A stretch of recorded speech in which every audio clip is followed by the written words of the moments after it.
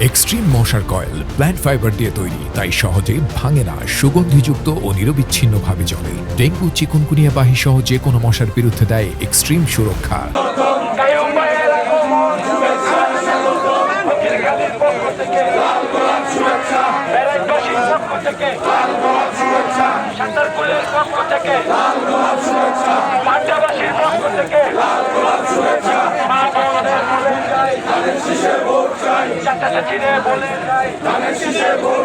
দাদা